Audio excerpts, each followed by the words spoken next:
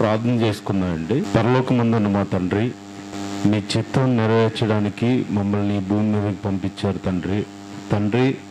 మరి మేము చిత్తం నెరవేర్చేవారిగా మేము ఉండగలుగుటకు మాకు సహాయం చేస్తారని, మరి ఈ భూమి మీద బ్రతికినంత కాలం మీ పనిలో మేము ఉండి మీ పని ద్వారా మీ చెంతకు చేరే భాగ్యాన్ని మాకు కల్పిస్తారని నమ్ముచు యేసుక్రీస్తు వారి పరిశుద్ధ నామంలో ఈ ప్రార్థన అడిగి వేడుకుంటున్నాను తండ్రి.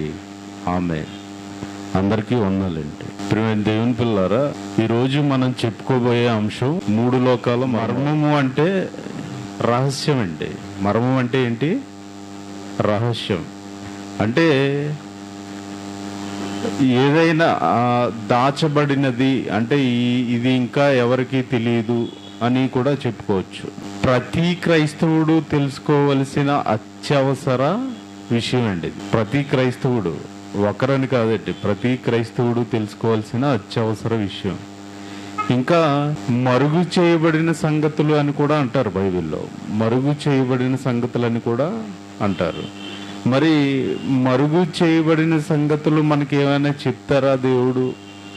దాచిన సంగతులను ఏమైనా మనకు చెప్తారా అని ఆలోచించగలిగితే, కొరింథీయులకు రాసిన పత్రికలో ఒక మాట ఉంటుంది చూడండి. కొరింథీయులకు రాసిన పత్రిక, మొదటి పత్రిక 2వ అధ్యాయము 9-10 వచనాలు చదవండి. ఇందును గూర్చి దేవుడు తన్ను ప్రేమించిన వారి కొరకు ఏవి సిద్ధపరిచానో అవి కంటికి కనబడలేదు, చెవికి వినబడలేదు, మనుష్య హృదయమునకు గోచరము కాలేదు అని వ్రాయబడి ఉన్నది. మనకైతే దేవుడు వాటిని తన ఆత్మ వలన బయలుపరిచి ఉన్నాడు. దేవుడు తన ఆత్మ వలన బయలుపరిచి ఉన్నాడు. ఎవరండి? నేను వెళ్ళిన తర్వాత వేరొక ఆదరణకర్త వస్తారు అని చెప్పారు కదా. ఆ ఆత్మ వలన ఏం చేశారంట? మనకి బయలుపరిచారంట. ఏం బయలుపరిచారండి? ఏం బయలుపరిచారంట? మర్మములు అంటున్నారు చూడండి.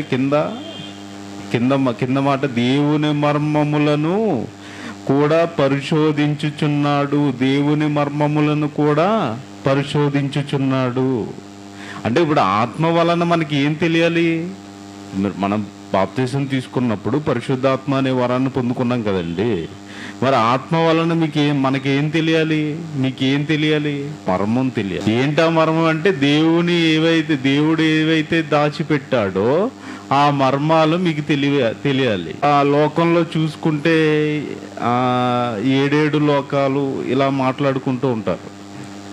14 లోకాలని, 7 లోకాలని, ఇలా 7 సముద్రాలు, జన్మల గురించి కూడా 7 జన్మలని ఇలా మాట్లాడుకుంటూ ఉంటారు. మరి బైబిల్ నమ్ముకున్న మనం, బైబిల్ని అనుసరిస్తున్న మనం, దేవుడు మనకి ఎన్ని లోకాలు ఉన్నాయని చెప్పారు అని తెలియాలి. మనకి ఎన్ని లోకములు ఉన్నాయని తెలియాలి బైబిల్ ప్రకారం. అంతే కదండి. దేవుడు ఎన్ని లోకాలు ఉన్నాయంటే అన్నే. మళ్ళీ దానికి వ్యతిరేకంగా మనం మాట్లాడడానికి అవకాశం లేదు. మరి ఎన్ని లోకాలు ఉన్నాయని మనం ఆలోచించగలిగితే, ఫిలిప్పీలకు రాసిన పత్రిక 2వ అధ్యాయం 9వ వచనం చూడండి. ఫిలిప్పీలకు రాసిన పత్రిక 2వ అధ్యాయము 9వ వచనం. అందుచేతను చాలా జాగ్రత్తగా చదవండి. పరలోకమందున్న వారిలో గాని, భూమి మీద ఉన్న వారిలో కానీ, భూమి క్రింద ఉన్న వారిలో గాని, ప్రతి వాని మోకాలు యేసు నామమున వంగునట్లు. ఇక్కడ ముగ్గురు గురించి చెప్తున్నారండి. 3 ప్రాంతాల గురించి చెప్తున్నారు. ఫస్ట్ ప్రాంతం ఏంటి? పరలోకమందున్న వారిలో కానీ, ఒకటి. నెక్స్ట్ ఇంకేమంటున్నారు? భూమి మీద ఉన్న వారిలో గాని అన్నారు. అంతేనండి. అంటే పరలోకమందు ఉన్న వారిలో గాని, భూమి మీద ఉన్న వారిలో గాని, భూమి క్రింద ఉన్న వారిలో గాని. అంటే ఎన్ని ప్రాంతాలు వచ్చినాయి ఇప్పుడు? పైనున్నది పరలోకమందున్న వారిలో గాని అంటే పైనున్నది పరలోకం, మనం ఉన్నదేంటి? భూమి. ఇంకోటి ఏం చెప్తున్నారండి? భూమి క్రింద ఉన్న వారిలో కానీ, భూమి క్రింద ఉన్న వారిలో కానీ. ఈ భూమి క్రింద ఉన్న వారిలో కానీ అనగానే భూమి కింద ఉన్నదేంటి? పైన ఉన్నది ఒక లోకం అనుకోండి, పరలోకం ఒక లోకం, భూలోకం ఒక లోకం. భూమి క్రింద ఉన్న లోకం ఏంటి? అది కూడా మనకు తెలియాలి. భూమి కింద ఉన్న లోకం ఏంటో చూద్దాం. సామెతల గ్రంథం 15వ అధ్యాయము 24వ వచనం. సామెతల గ్రంథం 15వ అధ్యాయము 24వ వచనం. కిందనున్న పాతాళము తప్పించుకొనవలెనని బుద్ధిమంతుడు మరణమునకు పో మార్గమును నడుచు. క్రిందనున్న పాతాళము అంటున్నారు చూడండి. క్రిందనున్న పాతాళము అన్నారా? అంటే భూమి క్రింద ఉన్న లోకం ఏంటి? పాతాళం. క్రిందనున్న అంతేగాని భూమి ఇప్పుడు రీసెంట్గా వార్తల్లో చూపిస్తున్నారు, భూమి మధ్యలో ఏదో మేము నరకానికి ద్వారం కనుక్కున్నామని చెప్తున్నారు. నరకానికి ద్వారం కనుక్కున్నామని చెప్పుకుంటే ఇప్పుడు ఇక్కడ భూమిని ఎటువైపు మీరు ఈ చివరి తవ్వునా ఆ చివరి తవ్వునా ఎటు వచ్చినా కానీ మళ్ళీ శూన్యంలోకి రావాలండి. ఆల్రెడీ అగ్నిమయమై ఉంటుంది. అంతేగాని భూమిని తవ్వుకుంటూ వెళ్తే మీరు బయటికి రావాలంటే శూన్యంలోకే రావాలి. ఎందుకంటే శూన్యంలో వేలాడి తీశాడు కదా భూమిని. అంతేగాని వేరే పాతాళ లోకానికి వెళ్ళే మార్గం కూడా పెట్టలేదండి దాన్ని. శూన్యంలో వేలాడి తీశాడు. అలాగా ఇంకొక మాట చూసుకుందాం. కీర్తనల గ్రంథం 9వ అధ్యాయం 17వ వచనం. కీర్తనల గ్రంథము 9వ అధ్యాయం 17వ వచనం. కీర్తనల గ్రంథము 9వ అధ్యాయము 17వ వచనం. దుష్టులను దేవుని మరుచు జనులందరూ పాతాళమునకు దిగిపోవుదురు, పాతాళమునకు దిగిపోవుదురు, పాతాళమునకు దిగిపోవుదురు అన్నాడా? అంటే వీళ్ళందరూ ఏమవుతున్నారంట? పాతాళానికి దిగిపోతున్నారంట. అంతే కదండి, పాతాళానికి దిగిపోతున్నారంట. అంటే కిందకి ఉంది అని. అలాగే సామెతలు 7వ అధ్యాయం 27వ వచనం చూడండి. దాని ఇల్లు పాతాళమునకు పో మార్గము, ఆ మార్గము మరణశాలలకు దిగిపోవును, మరణశాలలకు దిగిపోవును. అంటే మరణశాలలు అంటే ఎక్కడ? కింద పాతాళం. అంటే ఇప్పుడు పాతాళము అనేది ఏమనుకోవాలి మనం? పాతాళం అనేది ఏంటి? అదొక లోకం. అంతేనండి, పాతాళం అనేది కూడా ఒక లోకం. ఎందుకంటే అందరూ పాతాళం వెళ్ళిపోయే జాబితాను గురించి ఇప్పుడు మనం చూసుకున్నాం. మరి అంటే క్రిందనున్న లోకం అంటే ఏంటండి? ఇప్పుడు భూమి క్రిందనున్న లోకం అంటే ఏంటి? పాతాళం. అంటే పరలోకాన్ని పరిచయం చేశారు, నెక్స్ట్ భూలోకాన్ని పరిచయం చేశారు. అంటే 3 లోకాలను మాత్రమే దేవుడు పరిచయం చేశారు. అందుకనే కదండి ఇప్పుడు ఫిలిప్పీ 2:9 మనం చదువుకున్నాం కదా. ఏమని చదువుకున్నాం? పైనున్న వారిలో కానీ, భూమి మీద ఉన్న వారిలో కానీ, భూమి కింద ఉన్న వారిలో కానీ ఎవరి మోకాలైనా అన్నారు కదా. అంటే ఇప్పుడు ఎవరున్నారు? పైన ఉన్నారు జనం, భూమి మీద మనం ఉన్నాము, భూమి కింద కూడా ఉన్నారు. ఎవరి మోకాలైనా ఎవరి నామంలో వంగాలంట? యేసుక్రీస్తు నామంలో వంగాలంట. అంటే భూమి కింద జనం ఉన్నారు, ఇదిగో భూమి మీద జనం ఉన్నాము, భూమి పైన జనం ఉన్నారంటే ఈ 3 లోకాల్లో ఎలా కనిపిస్తారో ఒకసారి 3 లోకాలు తిరిగేసి వచ్చేద్దామా? వెళ్దామా? 3 లోకాలకి వెళ్దాం.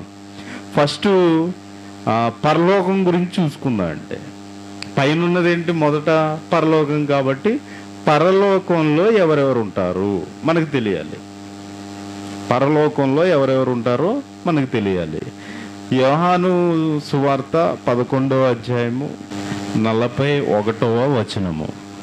యోహాను సువార్త 11వ అధ్యాయం 41వ వచనం చదవండి.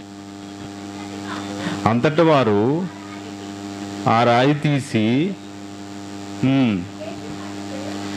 యేసు కన్నులెత్తి యేసు కన్నులు పైకెత్తి యేసుక్రీస్తు వారు ప్రార్థిస్తున్నారు చూడండి. యేసుక్రీస్తు వారు ప్రార్థన చేస్తున్నారు. ఏమని? తండ్రి అంటే పరలోకంలో ఎక్కడికి ఎత్తారు? పైకంటే పైకి, భూమి మీద కదా యేసుక్రీస్తు వారు పైకి ఎత్తారు. అంటే పైన ఎవరున్నారు? తండ్రి. అంటే పైన తండ్రి అయిన దేవుడు ఉన్నారు. ఇంకా మనం అపోస్తలుల కార్యం 7వ అధ్యాయం స్టెఫన్ గారి మరణ సందర్భాన్ని మనం చూడగలిగితే 55, 56 వచనాలు చూడండి. అపోస్తలుల కార్యము 7వ అధ్యాయము 55, 56 వచనాలు. పరిశుద్ధాత్మతో నిండుకొనిన వాడై ఆకాశము వైపు తేరి చూచి దేవుని మహిమను, యేసు దేవుని కుడిపార్శ్వమందు నిలిచి ఉండుట చూచి ఆకాశము తెరవబడుటయు మనుష్య కుమారుడు దేవుని కుడిపార్శ్వమందు నిలిచి ఉండుటయు చూచుచున్నానని చెప్పాను. ఎవరిని చూసారంటండి? తండ్రి అయిన దేవుడు యేసుక్రీస్తు వారు. అంటే ఇప్పుడు పైన ఎవరున్నారు? తండ్రి అయిన దేవుడు ఉన్నాడంట. కుడి పార్శ్వం ఎవరున్నారంట? యేసుక్రీస్తు వారు నిలబడి ఉన్నారంట. ఎవరు చూస్తున్నారండి ఈ విషయం? ఎవరు చూస్తున్నారు? స్టెఫన్ గారు చూస్తున్నారు. ఆకాశము తెరవబడిన అనే మాటను చూడండి. ఆ ఆకాశం తెరవబడితేనే మన అవతల లోకం చూడగలదు. యేసుక్రీస్తు వారు బాప్తిజం తీసుకున్నప్పుడు కూడా సందర్భం మనం ఆలోచిస్తే ఆకాశము తెరవబడిను, పరిశుద్ధాత్మ పావురం వలె భూమి యేసుక్రీస్తు వారి మీదకి వచ్చినట్టు మనం చూస్తాం. మత్తయి సువార్త 3వ అధ్యాయం 16, 17 వచనాల్లో ఇదిగో యేసుక్రీస్తు వారు బాప్తిజం తీసుకుని నీటిలో నుంచి బయటకు వచ్చిన తర్వాత వెంటనే ఏమవుతుంది? ఆకాశం తెరవబడుతుంది. తెరవబడిన తర్వాత పరిశుద్ధాత్మ పావురం వలె యేసుక్రీస్తు వారి మీదకి వస్తారు. మరలా ఈ పరిశుద్ధాత్ముడు కాకుండా మరలా ఈయన వచ్చేటప్పుడు ఏమవుతుంది? పైనుంచి ఇంకొక శబ్దం వస్తుంది. ఏమని? వీళ్ళిద్దరూ కిందే ఉన్నారు. పరిశుద్ధాత్ముడు పావుర ఆకారంలో భూమి మీదకి వచ్చేసాడు. తర్వాత యేసుక్రీస్తు వారు అప్పుడే బాప్తిసం పొందారు. వీళ్ళిద్దరూ ఈ భూమి మీద ఉండగానే పైనుంచి ఇంకొక స్వరం వస్తుంది. ఏంటది? ఈయనే నా ప్రియ కుమారుడు, ఈయన యందు నేను ఆనందించున్నాను. ఆ స్వరం విన్నాం కానీ ఆ స్వరము, ఆ మాటలు మనం నేర్చుకుంటున్నాం కానీ ఆయన్ని చూడలేదు ఇప్పుడు వరకు. ఆయన ఎవరు చూడలేదండి. అంటే ఇదిగో ఆయన ఉన్నాడు, యేసుక్రీస్తు వారు ఉన్నారు, తర్వాత పరిశుద్ధాత్ముడు ఉన్నారు. ఇంకా ఎవరున్నారో తెలుసుకోవాలండి. ఇంకా ఎవరున్నారు? మార్కు సువార్త 13వ అధ్యాయం 32వ వచనం చూడండి. ఆ దినము గూర్చియు ఆ గడియని గూర్చియు తండ్రి తప్ప ఏ మనుష్యుడైనను పరలోకమందలి దూతలు. పరలోకమందలి ఎవరున్నారండి? దూతలు ఉన్నారు. పరలోకంలో ఎవరున్నారు? దూతలు ఉన్నారు. అంటే తండ్రి అయిన దేవుడు ఉన్నారు, యేసుక్రీస్తు వారు ఉన్నారు, పరిశుద్ధాత్ముడు ఉన్నారు, ఇంకా దేవదూతలు కూడా ఉన్నారు. అంటే పైనున్న పరలోకంలో ఎవరెవరు ఉన్నారు? వీళ్ళందరూ ఉన్నారు. తరువాత ఇంకా మన గురించి అంటే వీళ్ళు ఎందుకు చేసుకున్నారు? అది వాళ్ళు ఉండడానికి కాదండి. ఏదో వాళ్ళ ముగ్గురు మాకే ఇదంతా మేమే ఉండాలని కాదండి. ఎవరి గురించి చేశారనుకుంటున్నారు? మన గురించే. చూద్దాం ఒకసారి. మత్తయి సువార్త 25వ అధ్యాయం 34వ వచనం చదవండి. అప్పుడు రాజు తన కుడివైపున ఉన్నవారిని చూచి, నా తండ్రి చేత ఆశీర్వదింపబడిన వారులారా రండి, లోకము పుట్టినది మొదలుకొని మీ కొరకు సిద్ధపరచబడిన రాజ్యమును స్వతంత్రించుకొనుడి. ఏంటా రాజ్యం? పరలోక రాజ్యం. పరలోక రాజ్యం లోకము పుట్టినది మొదలుకొని ఏమంటున్నారు? మొదలుకొని మీ కొరకు సిద్ధపరచబడిన, మా కోసం కాదండి. ఇదిగో తండ్రిగా నేను ఉన్నాను కదా, నా కుమారుడిగా కురుపార్సన్న యేసుక్రీస్తు వారు ఉన్నారు కదా, ఇదిగో మరి మీ కొరకు ఇదిగో 2000 సంవత్సరాలు అయింది, ఇప్పుడు వచ్చేసారు కదా పరిశుద్ధాత్ముడు, మీ దగ్గరే ఉన్నాడు. మా కోసం కాదు, మీకోసమే. మీరు నీతిగా బతకాలని, మీరు మా దగ్గరికి రావాలని. ఇవన్నీ దేవుడు ఆయన కోసం ఏమీ చేసుకోలేదంటే మనల్ని ప్రేమించి మన కోసమే చేశాడు. అయితే ఇప్పుడు పరలోకంలో ఎవరెవరు ఉన్నారు చెప్పండి. ఇప్పుడు ఎక్కడికి వెళ్ళొచ్చాం మనం? పరలోకం వెళ్ళొచ్చాం. గుర్తుండించుకోండి. పరలోకంలో ఎవరెవరు ఉన్నారు? తండ్రి అయిన దేవుడు, యేసుక్రీస్తు వారు, పరిశుద్ధాత్ముడు, దేవదూతలు, వీళ్ళు ఉన్నారు. నెక్స్ట్ ఇప్పుడు ఇక్కడ ఎవరు ఉన్నాం మనం? మన గురించి ఆల్రెడీ తెలిసిందే, అవునా కదండి? మనం భూమి మీద ఉన్నాం కాబట్టి భూలోకమే. అంటే భూలోకమే. మరి ఇది బైబిల్ ప్రకారం కూడా మనం ఆలోచించాలి. ఇది మనకే ఇచ్చారా, లేకపోతే మనం అన్యాయంగా ఇక్కడికి వచ్చేసామా, లేకపోతే ఎవరన్నా మనల్ని ఇక్కడికి గెంటేశారా? ఇవన్నీ తెలియాలి కదండి, అవునా కదా? చూద్దాం. అపోస్తలుల కార్యం 17వ అధ్యాయం 26వ వచనం. మరియు యావత్ భూమి మీద కాపురముండుటకు ఆయన ఒకని నుండి ప్రతి జాతి మనుషులను సృష్టించి, చాలండి. యావత్ భూమి మీద కాపురం ఉండుటకు ఆయన ఒకని నుండి ప్రతి జాతి మనుషులను సృష్టించి, అంటే భూమి మీద కాపురం ఉండడానికి ఆదాము గారి నుంచి మనల్ని అందరినీ రప్పించారు. అంటే భూమి మీద మనిషి నివసించడానికి అని. ఇంకొక మాట చూద్దాం. యోబు గ్రంథం 37వ అధ్యాయం 12వ వచనం. ఆయన వలన నడిపింపబడినదై నరులకు నివాస యోగ్యమైన భూగోళము అన్నారు చూడండి. నరులకు నివాస యోగ్యమైన భూగోళము అంటే ఈ భూగోళం ఎవరికి నివాస యోగ్యమైనది? నరులకి. ఇంకొక మాట చూద్దాం. కీర్తనల గ్రంథము 115వ అధ్యాయము, కీర్తనల గ్రంథము 115వ అధ్యాయము 16వ వచనం. ఆకాశములు యెహోవా వశము, భూమిని ఆయన నరులకిచ్చి ఉన్నాడు. ఆయన నరులకిచ్చి ఉన్నాడు అంటే మనుషులు భూమి మీద నివసించడానికి ఈ భూమిని చేశారు. అంతేనండి, మనుషులు భూమి మీద నివసించడానికి ఈ భూమి మీద చేశారు. ఎలా చేశారు? 6 దినాల సృష్టిలో 3వ దినాన్న కింద జలాలు ఉన్నాయని చెప్పుకున్నాం కదా. ఈ కింద జలాలు ఒక వలయంగా ఏర్పడి ఆ వలయములోన ఈ సూర్య కుటుంబం ఉంటుంది కదా. ఈ సూర్య కుటుంబంలో 3వ గ్రహంగా భూమి ఉంది. అంటే దేవుడు ఈ 3వ గ్రహంగా ఈ భూమిని పెట్టి, ఇప్పుడు ఈ వలయం, ఈ భూమిలో నుంచి ఈ నీరు కింద ఉన్న జలాలన్నీ ఒక చోటనే కూర్చోబడి అన్నారు కదా. ఈ నీరు అంతా ఎలా ఉంది? ఈ భూమికి ఒక వలయం కింద ఉంది. ఈ నీరు, ఆకాశం, ఇంకా పైన ఉన్న జలాలు ఉన్నాయి కదా, ఆకాశం. ఈ ఆకాశం, ఈ నీరు తెరవబడితేనే అవతలకి వెళ్తాం మనం. పరలోకం వెళ్ళాలంటే ఆకాశం తెరవబడాలి. ఆకాశం తెరవబడితేనే అవతలకి వెళ్తాం, అవతల ఉన్న లోకాన్ని చూడగలదు. ఇలాగా ఈ భూమి నరులకి ఇచ్చేసాడు ఆయన. భూమిని నరులని వాడుకోమన్నాడు. అంటే ఈ భూమి మీద నరులు నివసించడానికి మాత్రమే ఆయన ఇచ్చాడు. అంతే కదండి. ఆకాశం, ఇప్పుడు యేసుక్రీస్తు వారు బాప్తిసం పొందినప్పుడు కూడా ఆకాశం తెరవబడింది, అవునా? స్టెఫన్ గారు చనిపోయేటప్పుడు కూడా ఆకాశం తెరవబడింది. ఆకాశం తెరవబడితేనే పైనుంచి పైన ఎవరు ఉన్నారో వీళ్ళకి కనిపిస్తున్నారు, అవునా కదండి? అంటే ఆకాశము తెరవబడదు. ఆ నీళ్లు, ఆ ఆకాశం కింద ఉన్నాయి కదా నీళ్ళన్నీ, అవన్నీ ఇలా తెరవబడితేనే పైన ఉన్న లోకానికి మనం వెళ్ళగలం. అయితే పరలోకం గురించి ఆలోచించాం, భూలోకం గురించి ఆలోచించాం. భూలోకం ఎవరికి ఇచ్చారు? ఆయన నరులకి ఇచ్చాననే చెప్తున్నాడు. నరులకే ఇచ్చాను నేను, ఇంకెవరికి ఇవ్వలేదు అది. అయితే నరులు దీని మీద నుంచి వెళ్ళిపోవాలనుకుంటున్నారు, ఏదో ప్రయత్నాలు చేస్తున్నారని లాస్ట్ వీక్ చెప్పుకున్నాం మనం. కాబట్టి అవన్నీ వ్యర్థ ప్రయాసాలన్నీ మనం ఆలోచించాలి. ఇంకా మూడవది ఏంటి? క్రిందనున్న లోకం. ఏంటి ఆ లోకం పేరు?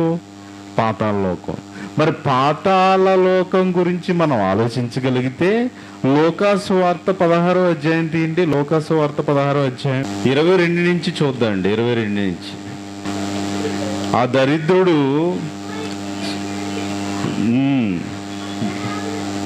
అబ్రహాము రొమ్మున ఆనుకొనుటకు కొనుపోబడెను. ధనవంతుడు కూడా చనిపోయి పాతి పెట్టబడెను. అప్పుడు అతడు పాతాళములో బాధపడుచు ధనవంతుడు లాజరు సందర్భం తెలిసిందే కదా మీకు. ఇది చాలాసార్లు మనం చిన్నప్పటి నుంచి సండే స్కూల్ నుంచి కూడా నేర్చుకున్న విషయాలు ఇవన్నీ. అయితే ఇక్కడ ధనవంతుడు లాజరు చనిపోయారంట. చనిపోయిన తర్వాత ధనవంతుడు ఎక్కడికి వెళ్ళాడంట? వేదనకరమైన చోటుకు వెళ్ళాడంట. లాజరు ఎక్కడికి వెళ్ళాడండి? నెమ్మది పొందే చోటుకు వెళ్ళాడంట. అయితే వీళ్ళిద్దరిలో ధనవంతుడు ఏమంటాడంటే, తండ్రి అయిన అబ్రహామా, ఇదిగో లాజర్ను పంపించి వేలుకొనని ఆ నీటి చుక్కను నాకు పంపించి వేలుకొనతో అని అడుగుతారు. బాబు మీరు ఇక్కడి నుంచి అక్కడికి దాటలేరు, అక్కడి నుంచి మేము ఇక్కడికి రాలేము, మన ఇద్దరం చూసుకుంటున్నా కానీ ఈ మధ్యలో ఈ అగాధం అనేది ఉందని చెప్తారు. చూడండి అక్కడ మాట చూడండి, 26వ వచనం. అంతేకాక ఇక్కడ నుండి మీ యొద్దకు దాటగోరు వారు దాటి పూజాలకుండినట్లును, అక్కడ వారు మా యొద్దకు దాటి రాజాలకుండినట్లును మాకును మీకును మధ్య మహాగాధముంచబడి ఉన్నదని చెప్పాను. ఏముందంటండి వీళ్ళకి మధ్యలో? ఇప్పుడు ధనవంతుడు ఎక్కడ? కింద కాలిపోతున్నాడు, అంతే కదండి. ధనవంతుడు అబ్రహాంని ఎలా చూశాడంట? కన్నులెత్తి అని ఉంటుంది, తలపైకి. అంటే ఒకే లోకం, ఇప్పుడు ఫర్ ఎగ్జాంపుల్ మీకు అర్థం కావడానికి, నేను నిలబడి ఉన్నాను, మీరు కూర్చుని ఉన్నారు. నన్ను ఇలా కిందకు చూడరు కదా, ఇలా పైకి కదా చూస్తారు, తల ఎత్తే కదా చూస్తారు. అంటే అలాగే వాళ్ళు ఒకే ప్రాంతంలో ఉన్నారు కానీ మీరేమో నా వద్దకు రాలేరంట, నేనేం మీ వద్దకు రాలేనంట. ఆ పరిస్థితిలో ఉన్నారు వాళ్ళు అక్కడ. అంటే మధ్యలో ఏముందంటే అండి, వాళ్ళిద్దరికి మధ్యలో ఏముందంట చూడండి. మధ్యలో ఏముందండి? 26వ వచనంలో మహాగాధముంచబడి ఉన్నది అన్నారు. చూడండి, మీకు మాకు మధ్య మహాగాధముంచబడి ఉన్నది. ఇవన్నీ మనకు తెలియాలండి. అంటే ఇప్పుడు ఎక్కడికి వెళ్ళిపోయారు? ఇప్పుడు ధనవంతుడు ఎక్కడికి వెళ్ళాడండి? పాతాళానికి వెళ్ళిపోయాడు. ఇప్పుడు ఎక్కడ ఆలోచించాలి మనం? ఇదంతా పాతాళంలో జరుగుతుంది అని ఆలోచించాలి. ఇప్పుడు పాతాళంలో ధనవంతుడు ఏం చేస్తున్నాడు? బాధపడుతున్నాడు. ఇదంతా సుమారు 3500 సంవత్సరాల క్రితం జరిగిన యథార్థ సంఘటన అండి. యథార్థం ఇది. యేసుక్రీస్తు వారు సుమారు యేసుక్రీస్తు వారి కంటే ముందు 1500 సంవత్సరాల క్రితం జరిగిన యథార్థ సంఘటన. ఎక్కడ? పాతాళంలో జరిగిన యథార్థ సంఘటనని ఇక్కడ శిష్యులకు చెప్తున్నారు. ఇప్పుడు ఏం జరుగుతుందండి? ఈ యేసుక్రీస్తు వారు ఎలాగైతే ఇక్కడ చెప్తున్నారో, దరిద్రుడు చనిపోయి దేవదూతల చేత అబ్రహాము రొమ్మున ఆనుకొనుటకు కొనుపోబడిను, ధనవంతుడు కూడా చనిపోయి పాతి పెట్టబడిను అన్నారు కదా.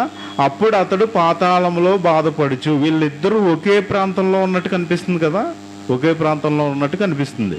అంటే ఇప్పుడు వీళ్ళిద్దరు ఎక్కడున్నారు? పాతాళంలోనే ఉన్నారు. ఇప్పుడు పాతాళంలోనే నెమ్మది పొందుతున్నారు. ఎవరండి? లాజరు గారు.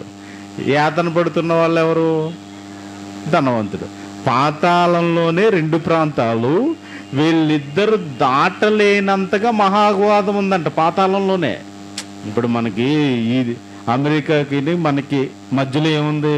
సముద్రం ఉంది. ఇప్పుడు మనం దాటలేం కదండి మనుషులుగా. హెలికాప్టరో ఏదో ఒకటి ఎక్కాలి, ఈ విమానమో, లేదంటే షిప్ మీద ప్రయాణం చేయాలి. అలాగే పాతాళంలో ఆత్మలు దాటలేని, ఆత్మలే కదండి, అవునా? శరీరాన్ని విడిచిపెట్టి వెళ్ళిపోయారు కదా. లాజర్ కానీ ధనవంతుడు కానీ ఏమయ్యారు? శరీరాన్ని విడిచిపెట్టి వెళ్ళిపోయారు. మరి శరీరాన్ని విడిచిపెట్టి వెళ్ళిపోయారంటే వీళ్ళు ఎలా ఉన్నారు? ఆత్మలుగా ఉన్నారు. అవునండి, ఆత్మలుగా ఉన్నారు. ఇప్పుడు ఈ ఆత్మలు దాటలేని లోకంలో ఆ మహా అగాధం ఉందంట ఆ పాతాళంలో. అయితే మరి ఇప్పుడు ఈ వేదనకరమైన చోటు అంటే, వేదన అంటే ఇంకేంటి? నరకం. మనం కూడా అనుకుంటాం కదా, నరకంగా ఉంది బాబు, ఇప్పుడు ఈ సమ్మర్కి ఈ వేడికి తట్టుకోలేక వేదన పడుతూ ఉంటూ నరకం చూస్తున్నామండి బాబు అంటూ ఉంటారు. అలాగే అతను వేదన పడుతున్నాడంటే అగ్నిజ్వాలలో, అది నరకం అనుకోండి. ఇంకొక ప్లేస్ ఏంటి? నెమ్మది పొందుచున్నారు. నీతిమంతులు నెమ్మది పొందుచున్నారు. లాజరు మరి నెమ్మది పొందే చోటు ఏంటి? ఈ స్థలానికి ఏమైనా పేర్లు ఉన్నాయా? ఈ స్థలాలకని మనం ఆలోచించగలిగితే లూకా సువార్త 23వ అధ్యాయము 43వ వచనం చూడండి. లూకా సువార్త 23వ అధ్యాయము 43వ వచనం.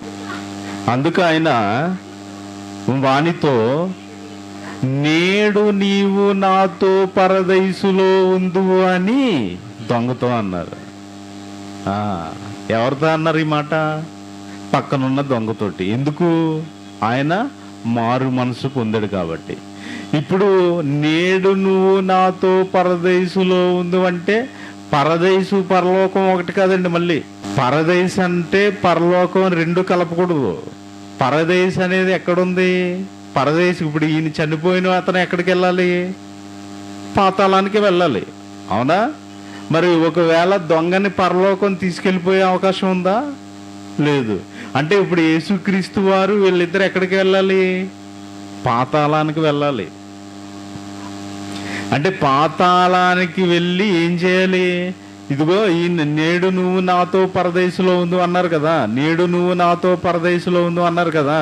అంటే పరదేశుకు వెళ్ళి మళ్ళీ యేసుక్రీస్తు వారే భూమి మీదకి వచ్చారు. ఎందుకంటే భూమి మీదకి వచ్చిన తర్వాత మగ్దలేని మరియకి కనిపిస్తే, నేను ఇంకా తండ్రి వద్దకు ఎక్కుపోలేదు, నన్ను టచ్ చేయొద్దు, ముట్టుకోవద్దు అని చెప్తారు మగ్దలేని మరియతోటి. ఒకవేళ నిజంగా పరలోకం వెళ్ళిపోయారు అనుకోండి, నన్ను ముట్టుకోవద్దు, నేను ఇంకా పరలోకం వెళ్ళలేదు, నేను తండ్రి వద్దకు వెళ్ళలేదు అని చెప్పరు కదా మగ్దలేని మరి గారితో. అంటే వీళ్ళు ఎక్కడికి వెళ్ళారు? చనిపోయిన తర్వాత పాతాళానికి వెళ్ళారు. ఎక్కడికి? నెమ్మది గల అబ్రహాం గారు ఎక్కడైతే ఉన్నారో ఆ ప్లేస్కి వెళ్ళి వచ్చారనమాట. పాతాళము యొక్క వశము కాకుండా తన్ను తాను తప్పించుకొనగలవాడెవడు అన్నారా? అంటే ఈ భూమి మీద మరణించిన ప్రతి మనిషి ఎక్కడికి వెళ్ళాలి? పాతాళానికి వెళ్ళిపోవాలి. మరి యేసుక్రీస్తు వారు మళ్ళీ భూమి మీదకి వచ్చినప్పుడు దొంగను తీసుకొచ్చారా? తీసుకురాలేదు. ఎక్కడ వదిలేశారు ఆయన్ని? పాతాళంలోనే వదిలేశారు. ఎక్కడ? నేడు నువ్వు నాతో పరదేశంలో ఉండు అంటే అబ్రహాం గారు ఏ ప్లేస్లో ఉన్నారో ఆ ప్లేస్లో వదిలేసి వచ్చేసారు అన్నమాట. అంతే కదండి. మరి ఇప్పుడు ఈ ఆత్మలు దాటలేని ప్లేస్ అని చదువుకున్నాం కదా. ఇదిగో ఇక్కడ ఎవరున్నారు? అబ్రహాం గారు ఉన్నారు. అక్కడ ఎవరున్నారు? ధనవంతుడు ఉన్నాడు. అబ్రహాం గారు, లాజరు, ఇదిగో ఈ మారిన దొంగ, వీళ్ళందరూ ఉన్నారనుకోండి. ఇంకెవరున్నారు? మోషే గారు, వీళ్ళందరూ ఉన్నారా? నీతిమంతులు అందరూ ఉన్నారు కదా. వీళ్ళందరూ పక్కన ఉన్నారు. ధనవంతుడేమో అటువైపు ఉన్నాడు. అతను ఇటువైపు రాలేడంట. ఈ అబ్రహాం గారి దగ్గర ఉన్న వాళ్ళందరూ అటువైపు వెళ్ళలేరంట. ఆ మాట చదువుకున్నాం కదండి లూకా సువార్తలో. అంటే మరి వీరిద్దరికి మధ్యన ఉండే ఈ చోటేంటి? ఈ దాటలేని చోటేంటి? ఈ అగాధం ఏంటి అని కూడా మనకు తెలియాలి. ఎందుకంటే పాతాళంలోకి వెళ్ళిపోయాం కదా. ఇప్పుడు మనం పాతాళంలో ఎవరున్నారు?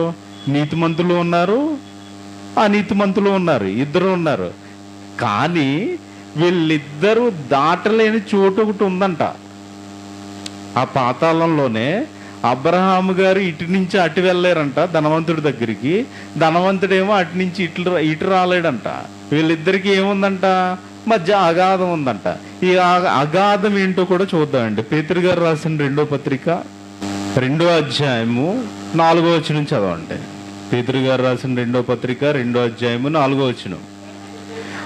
దేవదూతలు పాపము చేసినప్పుడు దేవుడు వారిని విడిచిపెట్టక పాతాళలోకమందలి కటిక చీకటి బిలము, పాతాళలోకమందలి కటిక చీకటి బిలము, పాతాళలోకమందలి కటిక చీకటి బిలము. మహాగాధము అన్న కటిక చీకటి బిలము అన్న ఒకటే. మహాగాధానికి పర్యాయ పదాలు చూసుకోండి. మహాగాధానికి పర్యాయ పదాలు తీసుకుంటే ఏముంటుందండి? కటిక చీకటి బిలం కూడా అనొచ్చు. అంటే ఎవరు పాపం చేశారంట? దేవదూతలు పాపము చేసినప్పుడు దేవుడు వారిని విడిచిపెట్టక పాతాళలోకమందలి కటిక చీకటి బిలములోనికి త్రోసి అంటున్నారు చూడండి. పాతాళలోకమందలి కటిక చీకటి బిలములోనికి త్రోసి తీర్పునకు కావలిలో ఉంచారంట. తీర్పునకు కావలిలో ఉంచారంట వాళ్ళు. అంటే ఇప్పుడు వీళ్ళిద్దరికీ మధ్యన ఉన్నది ఎందుకు, ఆ అగాధం ఎందుకు ఉంచబడింది? ఎవరున్నారు అందులో? ఎవరున్నారండి? ఎవరు పాపం చేశారంట? దేవదూతలు పాపం చేశారు. ఈ దేవదూతలు పాపం చేసినప్పుడు దేవుడు ఏం చేశారు? వారిని విడిచిపెట్టక పాతాళలోకమందలి కటికి చీకటి బిలంలో బంధించాడంట. అంతే కదండి. అంటే ఇప్పుడు ఈ మహాగాధం ఉంది కదా వీళ్ళిద్దరికి మధ్య, ధనవంతుడికి అబ్రహాముకి వీళ్ళిద్దరికి మధ్య ఏముంది? మహాగాధం ఉంది. మహాగాధం అన్నా కటికి చీకటి బిలం అన్నా ఈ కటిక చీకటి అన్నా ఒకటే, ఇవన్నీ అదే అర్థాలు వస్తాయి. అంటే ఇప్పుడు ఈ కటిక చీకటిలో ఎవరున్నారంట? పాపం చేసిన దేవదూతలు. పాపం చేసిన దేవదూతలను బంధించాడండి. దాన్ని నిరూపించడానికి ఇంకో వచనం చూద్దాం. యోధాపత్రిక 1:6. మరియు తమ ప్రధానత్వమును నిలుపుకొనక తమ నివాస స్థలమును విడిచిన దేవదూతలు. అంటే ఈ నివాస స్థలం ఎక్కడ? మనం ఇందాక ఏం చెప్పి పరలోకంలో ఎవరున్నారంట? దేవదూతలు ఉన్నాయి. అంటే వాటి నివాస స్థలం ఏది? పరలోకం. వాటి నివాస స్థలం విడిచిన దేవదూతల్ని ఎక్కడికి పంపించారు? చదవండి.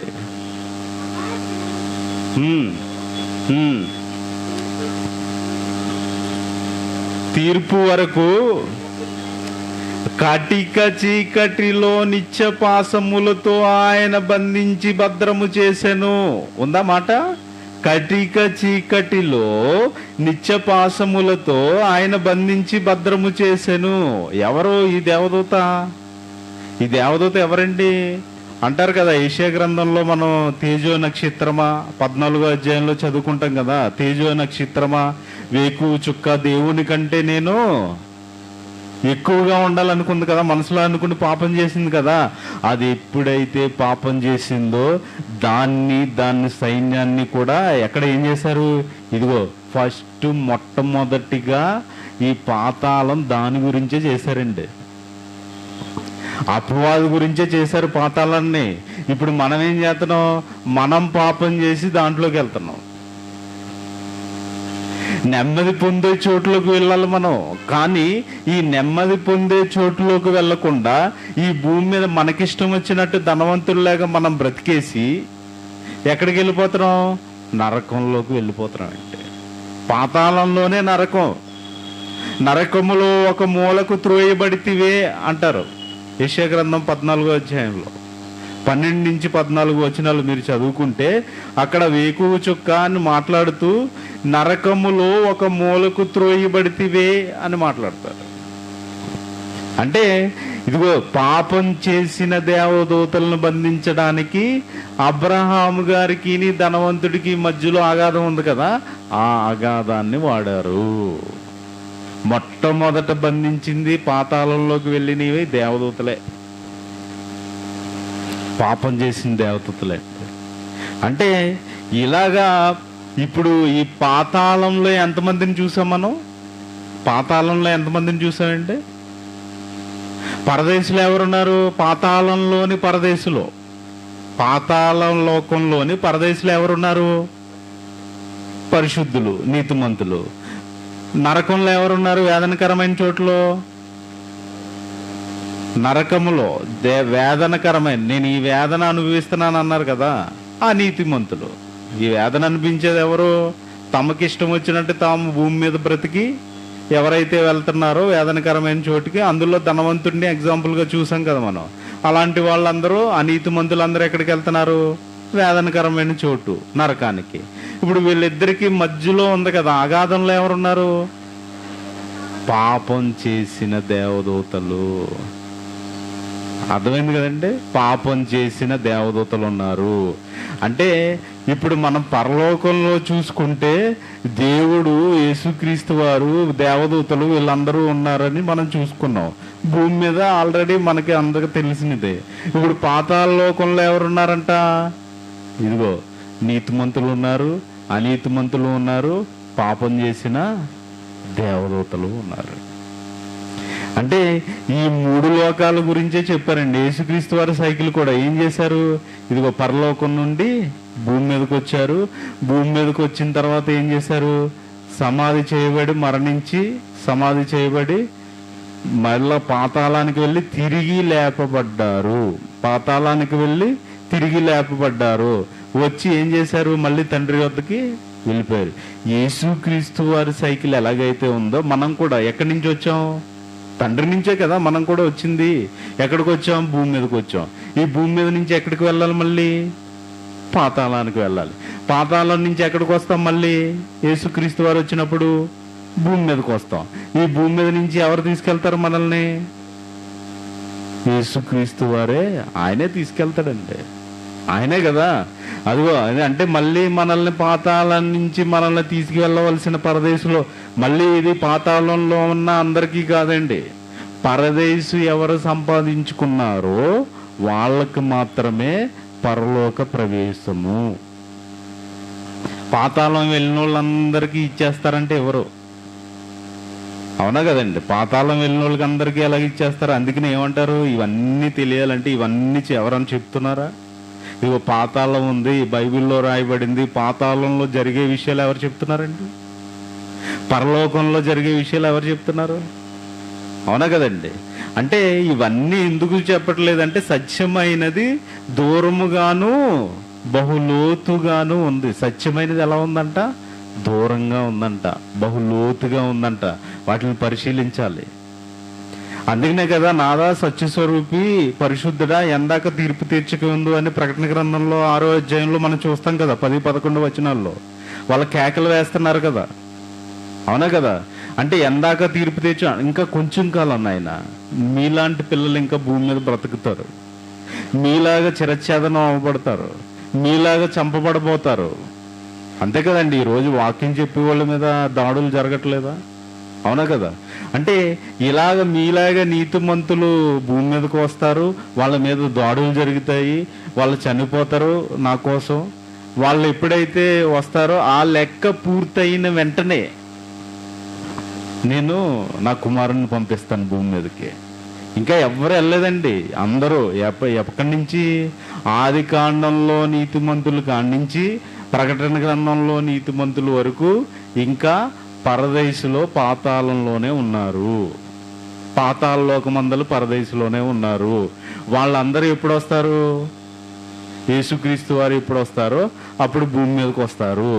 ఒకవేళ అప్పటికి మనం బ్రతికుండిపోయాం అనుకోండి శరీరాలతోటి, మనము కూడా కనురెప్పపాటులో మార్పు చెంది వెళ్ళిపోతాం యేసుక్రీస్తు వారితోటి. అంటే 3 లోకాలలో జరిగే విషయాలు ఇవి. 3 లోకాల గురించి మనం ఎలా తెలుసుకోవాలి, బైబిల్ని బట్టే తెలుసుకోవాలి. అంతేగాని 4వ లోకం ఉంది 5వ లోకం ఉందంటే నమ్మకండి. దేవుడు చెప్పిన ఎన్ని లోకాలు, 3 లోకాలే. ఏంటండి అవి, పరలోకం, భూలోకం, పాతాళలోకం. వీటిని ఎలా పిలవచ్చు, మొదటి ఆకాశం, రెండో ఆకాశం, మూడవ ఆకాశం. ఓకేనా. ఈ 3 ఆకాశాలలో జరిగాయే మనకు సంబంధించినవి, దేవుడు స్వాధీనంలో ఉన్నవి. దేవుడు ఏది చెప్పకుండా మనకి ఉంచడు. అంతే కదండి. మొట్టమొదట అదే చదువుకున్నాం కదా. ఏం చదువుకున్నాం, మనకు దేవుని ఆత్మ వలన దేవుని మర్మములు తెలియజేశారు. ఏంటా దేవుని ఆత్మ వలన తెలియజేసింది ఇదే, నేను వెళ్ళిన తర్వాత వేరొక ఆదరణకర్త వస్తాడు, మిమ్మల్ని సర్వసత్యంలోకి నడిపిస్తాడు. ఇదే అండి సర్వసత్యం తెలుసుకోవడం అంటే. ఏం లేదు, బైబిలే. బైబిల్లో వ్రాయబడిన ప్రతి మాటని మీరు అర్థం చేసుకుని చదవగలిగితే తెలియచేయనిదంటూ ఏదీ లేదండి. దేవుడు అన్నీ చెప్పేశారు. కాబట్టి ఆ విధంగా మనం చదువుకుని మనం 3 లోకాలు తిరిగి వచ్చాం కదా ఇప్పుడు.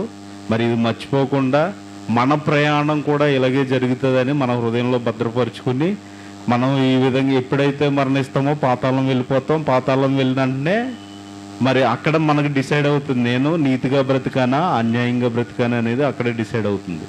ఒకవేళ నీతిగా బ్రతికి పరదేశంలో ఉంటే మనము అందరితో పాటు యేసుక్రీస్తు వారు వచ్చినప్పుడు తండ్రి వద్దకు వెళ్ళిపోతాం. మరలా తండ్రి వద్దకు వెళ్ళేవారుగా మీరు అందరూ ఉండాలని కోరుకుంటూ నా మాటలు ముగిస్తున్నానండి.